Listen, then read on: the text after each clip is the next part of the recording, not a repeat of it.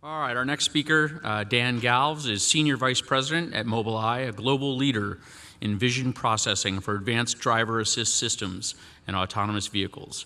Mobileye's world-class research and development organization in Israel has enabled a series of industry firsts since 2007, including the first automatic emergency braking in front. There we go. That's good. Automatic emergency braking in front of pedestrians, the first camera-only automatic emergency braking and traffic jam assist system, the first level 3 autonomous system, and many others. Welcome, Dan Galves. Thank you. Thanks a lot. Thanks a lot, Dan. I appreciate it. As Dan pointed out, we're proud to be a company that's put artificial intelligence and machine learning onto the roads already in the 24 million systems we've shipped over our history, 9 million last year. Today, these are supporting collision avoidance technology like automatic emergency braking, also known as ADAS, but we have ambitions to move forward pretty quickly, and it's going to be exciting. So how does a fully autonomous system work? You know, what's the diagram here? In its simplest sense, you have to first sense the world around you. So you use a variety of sensors to develop a highly detailed model of the environment. Okay, so you know where all the vehicles are, all the road boundaries. That information is transferred to the planning module, where you use that information to make decisions, to propose kind of the next step that the car should take. And then that step is translated into steering, acceleration, commands to the control system of the vehicle. So we call it ACT. Mobileye, our domain is really in sense and plan. There's artificial intelligence in there. There's also some more traditional techniques that work more efficiently. When are we going to see this on the road? So like I said, you're going to see a proliferation of collision avoidance on cars all over the world. So 9 million shipments from Mobileye last year. We think that that's going to grow substantially. So saving lives today. In terms of highway autonomous, you're going to see a significant leap in the performance of these types of features over the next couple of years, so we're excited about that. You'll also see a lot of kind of test fleets of autonomous vehicles, fully autonomous vehicles in kind of 20s and 50s, hundreds of vehicles from us and from many other companies. But I think that there's a huge step in taking those kind of small operation fleets and scaling them to where we can see millions of fully autonomous vehicles in the future. And the criteria that we kind of put in the forefront of all our development is these vehicles have to be useful and they have to be safe. So by useful, I'm talking about they have to get you from point A to point B at least as fast as a human driver, at least as smooth, less expensively, unfettered by geography. So that's kind of a useful autonomous car.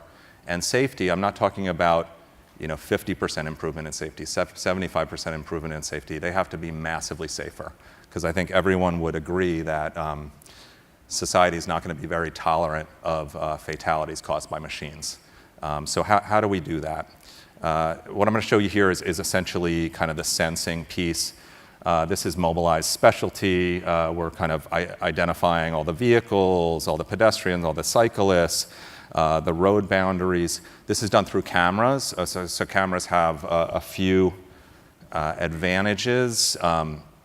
They have very high resolution, so up to 300 million pixels per second, and we can use our software to kind of analyze each of those pixels for very specific information.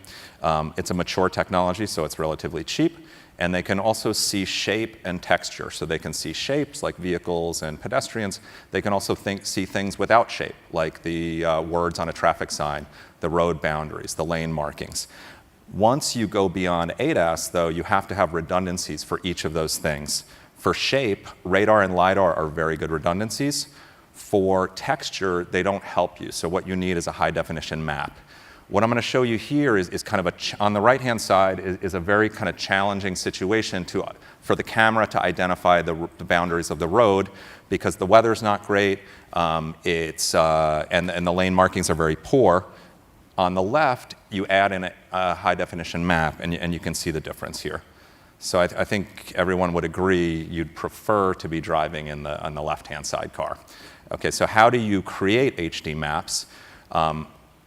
We can take advantage of the fact that we have cameras going on millions of cars around the world. So we're going to be crowdsourcing data from these kind of collision avoidance equipped vehicles to create a map. Essentially what you're doing is you're identifying stationary landmarks. These are kind of the yellow boxes, and taking measurements of where cars are passing those. So you use those landmarks as reference points to where the lanes are, where the center of the lane is. And because you're crowdsourcing these maps, they heal themselves very quickly. And you know, just to kind of follow up on the presentation from here, this is not a navigational map. It needs to be a layer within a navigational map. So we work with companies like here and other map makers around the world. Okay, so this is kind of the sensing. You put the cameras, the radars, LiDARs, a mapping together, and you can get a very kind of strong view of the environment. We think that this is, you know, we're in good shape here. The next step is planning, and that's really the killer. It's not the simple scenarios like when to make a right-hand turn. It's the scenarios that require some sort of human negotiation, right? And you can think of these, you know, this next slide shows one of those. So merging into traffic. These pictures are taken from Israel, where they say once you turn your blinker on, you know, to merge into another lane, it's like a declaration of war. So you can see from this guy here in the white car, he's not even going to make it, right? So these are scenarios where you need to think ahead. How much room do I have? Where are the aggressive drivers? Where are the cautious drivers? And make decisions based on that. You can use artificial intelligence to create what's called driving policy, but there's a trade-off because you want this driving policy to be very assertive, very human-like. You know, you essentially want to set it up to, you know, essentially drive as fast as possible without freaking out the passenger, okay? But it also has to be safe. And driving as fast as possible and safe have trade-offs, right? So one doesn't really match with the other. We determined pretty early on that one technique can't solve both of these problems. So what we've done is we've separated what we call the comfort part. So this is the part that's kind of, you know, driving assertively but comfortably for the passengers. We've separated that from a safety layer, and I'll get into this quickly here. Can we, okay, here we go. So this is essentially using artificial intelligence technique called reinforcement learning to train vehicles how to merge into traffic. So all of the red cars want to move left, the white cars the red cars want to move right, the white cars want to move left. And by doing this over and over and over again, you can train a vehicle to, you know, master this technique. And if you don't have to worry about the safety aspect, you can make a kind of a very assertive yet comfortable driving policy. So how do we work in the safety aspect? So essentially what would be happening is you use all the sensor data, you make a decision, but before that decision is enacted, you would run it through what we call a safety layer. Okay, so I have a video that explains this better than I can, but the general framework here is that if you can set definitions, mathematical definitions for what it means to drive safe versus what it means to drive recklessly, in terms of how far should I follow the car in front of me, what's a safe cut-in period, these kind of common sense rules of human judgment, then you can use artificial intelligence to propose a decision and then run it through this set of definitions, and that set of definitions would either approve it or reject it. So I'm going to run this. We thought it was so interesting we created a video. Everyone agrees that autonomous vehicles are the future of mobility. But how can we ensure they will be safe? Although we don't consciously think about it, humans follow a few basic principles to help us drive safely. For example, always maintain a sufficient distance from the vehicle ahead of you, or the right-of-way is given and not taken. However, these principles are subjective and open to interpretation. To guarantee autonomous vehicle safety, we must first clearly define those principles Only then will we be able to program an autonomous vehicle that will be smart enough to negotiate the road alongside unpredictable human drivers. In order to formalize human common sense, Mobileye has developed the Responsibility-Sensitive Safety Model. RSS uses a mathematical model to formalize safety perception by defining what constitutes a dangerous situation, what caused it, and the proper response to the dangerous situation. Then we can ensure that the autonomous vehicle will never initiate a dangerous situation, in other words, cause the accident, and also guarantee that it responds appropriately when a dangerous situation is forced upon it. For example, while merging into traffic, the autonomous vehicles will cut in only with a minimal safe distance as defined by RSS.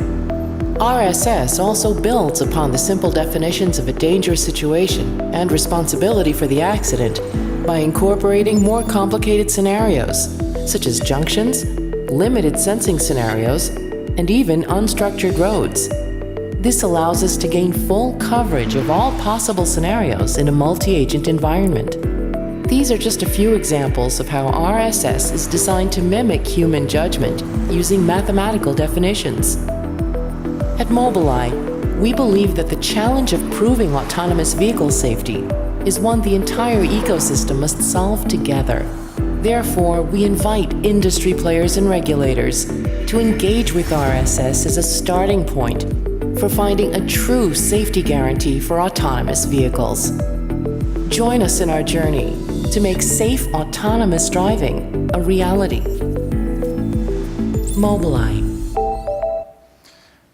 Okay, thanks a lot. So, just in closing, I think that, a lot of the speakers here have said the right thing, that this is kind of all a collaboration. No one can do this alone. And autonomous vehicles are not a product, they're an industry. So we need the help of a lot of different stakeholders, and I think that, the industry is doing a great job of coming together and kind of exploring some of these tough problems. So thank you very much, and have a good rest of the day.